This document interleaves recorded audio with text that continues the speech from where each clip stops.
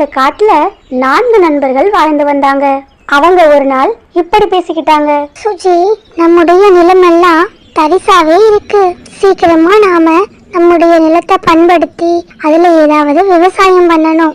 விவசாயம் பண்ணாம நம்ம அப்படியே விட்டோம்னா நம்முடைய நிலம் கலர் நிலமா ஆயிடும். அதுக்கப்புறம் நம்முடைய நிலம் எதற்குமே பயன்படாம போயிடும். ஆமா சிட்டு, நீ சொல்றது ரொம்ப சரி. நான் கூட இத பத்தி யோசிக்கவே இல்லை. ஆனா நீ ரொம்ப புத்திசாலித்தனமா யோசிச்சிருக்க. நீ சொன்ன மாதிரி நாம அடிக்கடி நிலத்தை உழுது அதை பண்படுத்தி அதுல ஏதாவது நம்ம விவசாயம் பண்ணணும். ஒருவேளை நம்ம விவசாயம் பண்ணாம விட்டுட்டோம்னா நம்முடைய நிலம் பிற்காலத்துல நமக்கு பயன்படாமலே போயிடும். ஆனா நம்ம கிட்ட விவசாயம் பண்றதுக்கு இப்போ எந்த விதைகளுமே இல்லையே. அப்புறம் நாம எந்த பயிரை பயிரிடுறது? நண்பர்களே, அதை பத்தி நீங்க ஒன்றும் கவலைப்படாதீங்க. எனக்கு தெரிஞ்ச ஒரு நல்ல நண்பர் இருக்காரு. அவரு நமக்கு நிச்சயமா உதவி செய்வாரு. அவர்கிட்ட நிறைய விதைகள் இருக்கு. ஏன்னா அவர் பெரிய அளவுல விவசாயம் பண்றவரு. அதனால அவர்கிட்ட இப்போ நிறைய விதைகள் இருக்கும். அதனால நீங்க யாரும் விதைகளை பத்தி கவலைப்பட வேண்டாம். அவங்க நிலங்களை விவசாயம் பண்றதுக்கு தயார் பண்ணுங்க. அப்புறம் சுஜி தன்னுடைய நிலத்துல இருந்த புல்லெல்லாம் நீக்கி விவசாயம் பண்றதுக்காக தன்னுடைய நிலத்தை தயார் பண்ணுச்சு. மறுபுறத்துல அந்த காகங்களும் தங்களுடைய நிலத்துல இருந்த புற்களை எல்லாம் நீக்கி அவங்களும் விவசாயத்துக்காக தங்களுடைய நிலத்தை ஆயத்தப்படுத்திட்டு இருந்தாங்க. அப்புறம் அவங்கள மாதிரியே சிட்டுக்கிளியும் தன்னுடைய நிலத்தை தயார் பண்ணுச்சு. இப்படி எல்லா பறவைகளும் ஒரு வழியா தங்களுடைய நிலத்தை தயார்படுத்தினாங்க. அப்புறம் விதைகள் வாங்க போனாங்க. நண்பா, இவங்கெல்லாம் என்னுடைய நண்பர்கள். இது சுஜிக்குருவி, இது சிட்டுக்கிளி, இது என்னுடைய மனைவி. நாங்கெல்லாம் ஒரு சின்ன விஷயமா உன்னை சந்திக்க வந்தோம். தெரியும், நீ எந்த காரணமும் இல்லாம என்ன சந்திக்க வர மாட்டியே. சரி சொல்லு, என்ன காரணத்துக்காக நீ உன் நண்பர்களை கூட்டிக்கிட்டு என்ன சந்திக்க வந்திருக்க? நண்பா, எங்க எல்லார்கிட்டையும் விவசாய நிலங்கள் இருக்கு.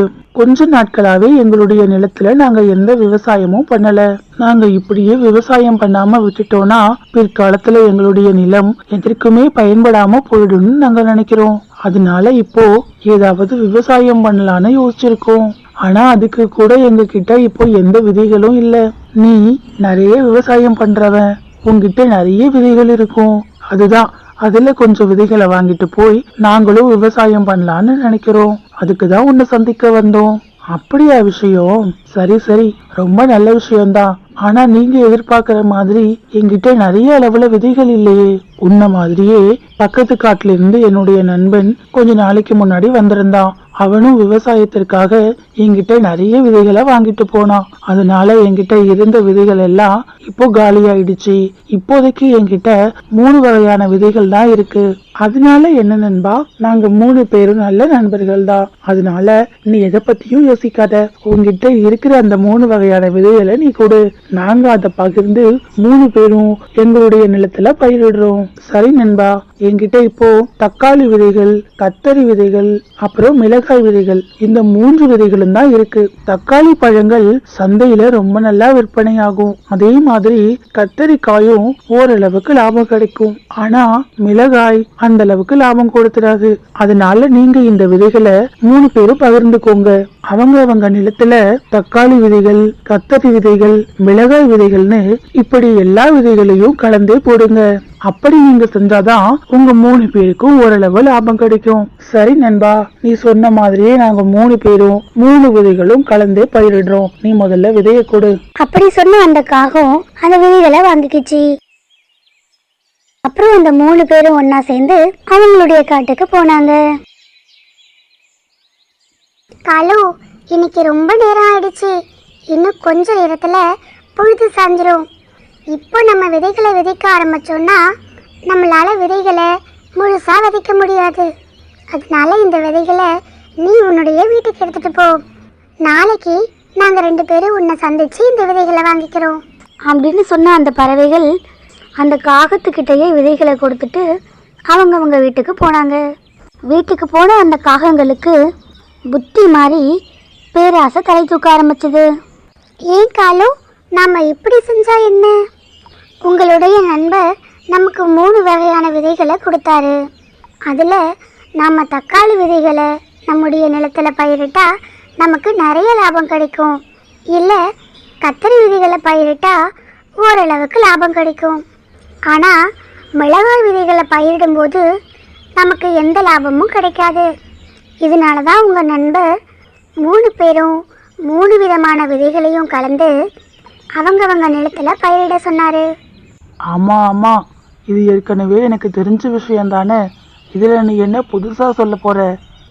அட அவசர காலு, முதல்ல நான் சொல்கிறத முழுசாக கேளுங்க.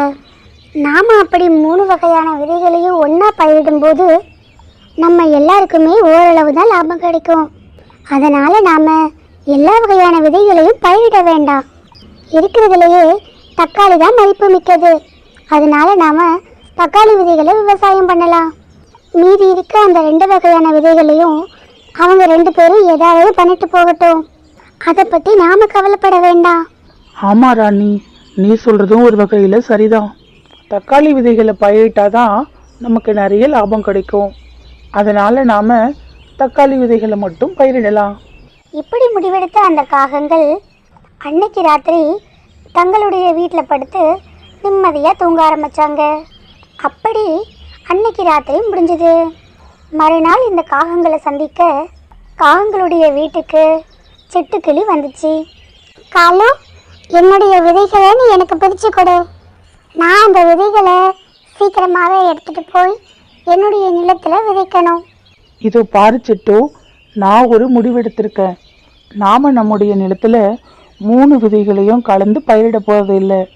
நான் என்னுடைய நிலத்துல தக்காளி விதைகளை மட்டும்தான் பயிரிட போறேன். மிச்சம் இருக்க 2 விதைகளையும் நான் உங்ககிட்ட கொடுத்துட்றேன். நீங்க அந்த விதைகளை வச்சு என்ன செய்வீங்களோ அது எனக்கு தெரியாது. அது உங்க பாடு. என்ன காலு, நீ திடீர்னு இப்படி பேசுற? உன்னுடைய நண்பன் இந்த விதைகளை கொடுக்கும்போது நாம 3 பேரையும் 3 வகையான விதைகளையும் கலந்துதான் பயிரிட சொன்னாரு. அப்படி பயிரிடும்போது தான் நமக்கு ஓரளவுக்கு லாபம் கிடைக்கும்னு சொன்னாரு. அப்படி இருக்க நீ தக்காளி விதைகளை மட்டும் எடுத்துக்கிட்டேன்னா நாங்கள் 2 பேரும் இந்த விதைகளை வச்சு எப்படி பயிரிட முடியும்? இந்த விதைகளால் எங்களுக்கு எந்த அளவுக்கு லாபம் கிடைக்க போகுது? ஆமா ஆமா, நீ சொல்றது என்னவோ வாஸ்துவம் தான். ஆனா அதுக்காக என்னால தக்காளி விதைகளை உங்களுக்கு கொடுக்க முடியாது. நீங்க விவசாயம் பண்றதுக்கு விதைகளே இல்லைன்னு கவலைப்படும் போது நான் தான் என்னுடைய நண்பர்கிட்ட உங்களை கூட்டிட்டு போனேன். இந்த விதைகள் என்னாலதான் உங்களுக்கு கிடைச்சது. அதனால இந்த விதைகள்லையே எந்த வித அதிக லாபம் தருதோ அந்த விதையை நீங்க எனக்கு கொடுங்க. அதுதான் நியாயம். இதோ பாரு, நீயும் எங்களை மாதிரி புத்திசாலியா இருக்கணும்னு நினைச்சேன்னா மிளகாய் விதைகளை சுஜிக்கிட்ட கொடுத்துட்டு கத்தரியை நீ பயிரிடு.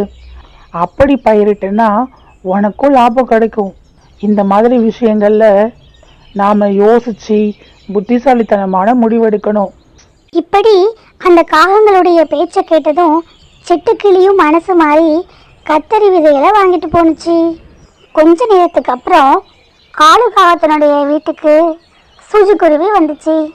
காலு, என்னுடைய விதைகளை கொடு, நான் அதை என்னுடைய நிலத்தில் விதைக்கணும். இதோ பாரு சுஜி, நாம விவசாயம் பண்ணணும்னு முடிவு பண்ண பிறகு எந்த காரியத்தையும் தாமதிக்காம உடனே செய்யணும்.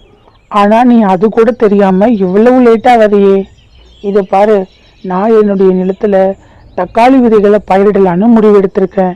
கொஞ்ச நேரத்துக்கு முன்னாடி என்னுடைய வீட்டுக்கு வந்த சிட்டுக்கிளி அதனுடைய நிலத்துல கத்தரி விதைகளை பயிரிடணும்னு என்கிட்ட கத்தரி விதைகள் வாங்கிட்டு போச்சு. என்கிட்ட இப்போ மீதி இருக்கிறது மிளகாய் விதைகள் மட்டும்தான். நீ இந்த விதைகளை எடுத்துட்டு போய் தான் விவசாயம் பண்ணணும். நீ மட்டும் கொஞ்சம் முன்னாடி வந்திருந்தன்னா கத்தரி விதைகளை நீ எடுத்துட்டு போயிருக்கலாம். ஆனா நீ ரொம்ப லேட்டு. அதனால உனக்கு வேற வழி இல்லை. என்ன காலு, நீ இப்படி பேசுற? தக்காளி பழங்கள் நிறைய லாபம் கொடுக்கும், கத்தரியில ஓரளவுக்கு லாபம் வரும். ஆனா இந்த மிளகாயில நான் என்ன லாபம் எடுக்க முடியும்? உன்னுடைய நண்பர் விதைகளை கொடுக்கும்போது 3 விதைகளையும் பகிர்ந்துதான் நம்மளை பயிரிட சொன்னாரு. ஆனா நீங்க சுயநலமா யோசிச்சு லாபம் தரக்கூடிய 2 விதைகளையும் எடுத்துக்கிட்டீங்க. நான் இப்போ இந்த மிளகாய் விதைகளை வச்சு என்ன செய்யறது? இதோ பார், தப்பு ஏமேல இல்லை. லேட்டா வந்தது உன்னுடைய தப்பு. நீ முன்னாடியே வந்திருந்தா அந்த விதைகளை எடுத்துட்டு போயிருக்கலாம். ஆனா சிட்டு உனக்கு பதிலா சீக்கிரம் வந்து அந்த விதைகளை எடுத்துட்டு போயிடுச்சு. இப்போ என்னால எதுவும் செய்ய முடியாது. இதோ பாரு, உனக்கு விருப்பம் இருந்தா இந்த விதைகளை எடுத்துட்டு போய் உன்னுடைய நிலத்துல விளைச்சு வை. இல்ல உனக்கு விருப்பம் இல்லைன்னா நீ எந்த விதைகளையும் பயிரிட வேண்டாம். என்ன, நீ அப்படி பயிரிடாம விட்டேன்னா உன்னுடைய நிலம் பிற்காலத்துல எதுக்குமே பயன்படாம போயிடும். பாத்துக்கோ, நான் சொல்றத சொல்லிட்டேன். அப்புறம் வேற வழி இல்லாத சுஜியும் அந்த காகங்கள் கொடுத்த மிளகாய் விதைகளை வாங்கிக்கிச்சு. அப்புறம் சுஜி தன்னுடைய நிலத்துல மிளகாய் விதைகளை விதைச்சது. மறுபுறத்தில் சிட்டுக்கிளி தன்னுடைய நிலத்துல கத்தரி விதைகளை விதைச்சது. அதே மாதிரி அந்த காகங்களும் அவங்களுடைய நிலத்துல தக்காளி விதைகளை விதைச்சாங்க. இப்படி கொஞ்ச காலம் போணுச்சு. கொஞ்ச நாட்களுக்கு அப்புறம் அவங்க 3 பேரோட தோட்டத்திலையுமே அவங்க 3 பேரோட செடிகளும் ரொம்ப நல்லா வளர்ந்து அறுவடைக்கும் தயாராக இருந்துச்சு. காலு, நம்மளுடைய தக்காளிகள் அறுவடைக்கு தயாராயிடுச்சு. நாம இன்னைக்கே நம்மளுடைய தக்காளிகளை எடுத்துக்கிட்டு சந்தையில போய் விற்பனை செஞ்சுட்டு வந்துடலாம் அப்படின்னு சொன்ன காகங்கள் கூட நிறைய தக்காளிகளை பறிச்சாங்க.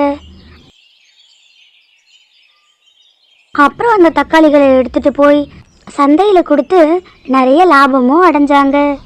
மறுபுறத்தில் சிட்டுக்கிளியும் தன்னுடைய கத்தரிக்காய்களை கூட நிறைய பறிச்சது. அப்புறம் அதுவும் அதை சந்தைக்கு எடுத்துட்டு போய் விற்பனை செஞ்சது. அதன் மூலம் அதுக்கும் ஓரளவு லாபம் கிடைச்சது. அப்புறம் சுஜியும் தன்னுடைய மிளகாய்களை கூட நிறைய பறிச்சது. அப்புறம் அதை சந்தைக்கு எடுத்துட்டு போணுச்சு. வியாபாரி, இதோ இந்த மிளகாய்களை வச்சுக்கிட்டு இந்த மிளகாய்களுக்கு எவ்வளவு பணம் வருமோ அதை கொடுங்க. என்ன பேசுற நீ? இந்த மிளகாய்க்கு ஒரு பணமும் வராது. நாங்க இந்த மிளகாய்களை வாங்கி என்ன செய்ய போறோம்? எடுத்துட்டு போய் ஏதாவது ஆறு குளம் இருந்தா அங்க கொட்டு அப்படின்னு சொன்ன வியாபாரி அந்த மிளகாய்களை வாங்க மறுத்துட்டாரு. கடவுளே, நான் இவ்வளோ கஷ்டப்பட்டு இத்தனை நாளா இந்த மிளகாய் செடிகளை தான் பார்த்து பார்த்து வளர்த்தேன். ஆனா இப்போ இந்த மிளகாய் செடியால எந்த லாபமும் கிடைக்கல. நான் ஓரளவுக்காவது இதுல ஏதாவது லாபம் கிடைக்கும்னு நினைச்சேன். ஆனா இப்போ இதனால எந்த பயனுமே இல்லை. இப்போ நான் இந்த மிளகாய்களை என்ன செய்வேன்? அப்படி சுஜி யோசிச்சுட்டு இருக்கும்போது, அம்மா, இன்னைக்கு என்னுடைய நண்பன் எனக்கு ஊறுகாய் கொடுத்தான். அந்த ஊறுகாய் ரொம்ப சுவையா இருந்தது. அதுபோல நீங்களும் நம்முடைய மிளகாய்களை வச்சு ஊறுகாய் செய்யுங்கம்மா, எல்லாரும் விரும்பி சாப்பிடுவாங்க. மகளே மகி, நான் இந்த சூழ்நிலையில என்ன செய்யறதுன்னு தெரியாம யோசிச்சுட்டு இருந்தேன். நீ என்னுடைய அறிவு கண்ணை திறந்துட்ட.